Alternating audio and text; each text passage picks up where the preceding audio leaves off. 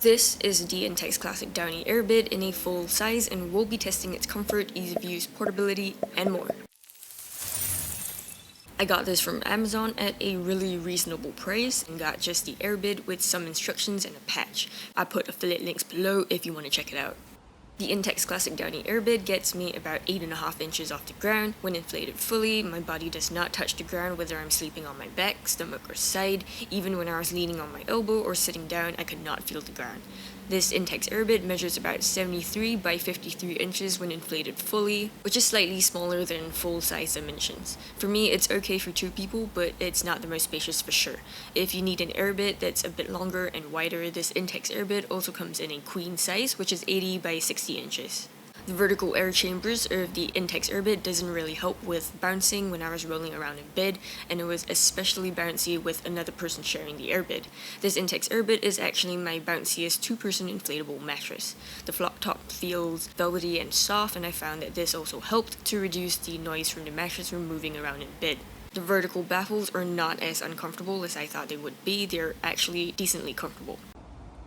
The Intex Classic Downy Airbed features this 2-in-1 valve along the side of the airbed, which is flushed with the surface. For inflation, the instructions say to pull off this valve cap and to use this one-way valve. Because my Intex Airbed did not come with a hand pump, I used this standard electric pump that came with a few of my other air mattresses. Using the one-way valve, it took about 5.5 minutes to inflate fully. I found that a quicker way to inflate the Intex Airbed is to unscrew this cap and to use this 2-way opening instead. It takes about 3 minutes, which is half the time. When you remove the pump though, air will leak out, so you can use the one-way valve to top off the air after, which will take another 1 minute or so. If you find the Intex Airbed too firm, you can unscrew the bottom 2-way opening slightly to let a bit of air out. Just don't unscrew it too much or too much air will leak out. To inflate the Intex Airbed, unscrew this cap, fold the airbed in thirds, and use your body weight to push the air out. Fold it in thirds again, and this will get most of the air out. This takes about 1 minute. Then I fold it in half and pack it away like this, which takes another 30 seconds, so altogether 1.5 minutes. After deflating, the Intex Classic Downy Airbed has a packed size of about 20 by 12 by 5 inches. Here's what it looks like beside a 32-ounce Nalgene bottle. This Intex Airbed in a full size weighs about 6.8 pounds. Also, it doesn't come with any stuff sack or carry bag, and it's so difficult to get it back into the box, so I don't usually bother.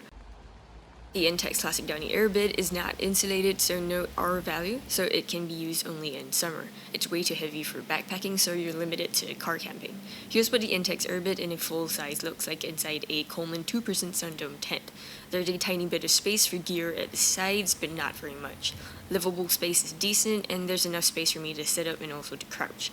It was a pain to inflate though, because I had to squeeze out from the corner of the tent after inflating. If you buy the bigger queen-size Intex Airbed, I think it's going to be super difficult to inflate it inside the tent because a queen-size Airbed takes up the entire Coleman 2-person Sundome tent. Here's what it looks like. And here's what the Intex Airbed looks like inside a Coleman 4-person dome tent. There isn't enough space to fit 2 of these airbeds, but having just one airbed gives me plenty of space for my camping gear. I also have lots of livable space. The Intex Classic Downy Airbed is made of vinyl, which is PVC. The top is velvety and soft, while the bottom feels a little bit plasticky. The PVC does seem to have a decent thickness, but it does smell when you first start using it. The smell is strongest out of the box, but it does fade after a few days of use. If you have the time, you might want to air it for a few days before using it. The valve is made of plastic and seems decently constructed. I could see the FiberTech Durabeam construction through the valve. As for air retention, it's not the best. After I used the Intex Airbed for one night with another person, the airbed lost about 10 to 15% of air by the next morning. Subsequent nights were not so bad, losing only 5% more air each night or so. This air loss is not due to stretching because I used the Intex Airbed multiple times before conducting this test. It's also not because of temperature differences because I conducted this test indoors under regulated temperatures. I think it's best to top it off every night before sleeping if you like a firm mattress, but I never had to worry about ending up on the ground. There's no warranty on this Intex Airbed. Overall quality is not the best, but I thought it's pretty good for the price that I paid. For pros, the Intex Classic Downy Airbed is one of my least expensive two-person camping mattresses, and it's definitely value for money if you're on a tight budget. As for cons, it's super bouncy and is actually my most bouncy two-person camping mattress. It's made of PVC, which I don't really like because PVC is naturally heavy, doesn't pack down small, and smells for quite a few days. Air retention is also not the best compared to my other mattresses, but to be fair, I never had to worry about ending up on the ground. Overall, the Intex Airbed was not particularly outstanding in anything except for the price point, but considering how low the price was, I found it to be decently comfortable and easy enough to use. Because quality isn't the best, I don't expect it to last for many years, but it's still perfect for someone who doesn't camp very often, someone who's on a tight budget, or someone who needs a quick or last-minute sleeping solution. I would definitely not recommend this for long-term use or for frequent camping, and definitely not for people who toss and turn in bed a lot.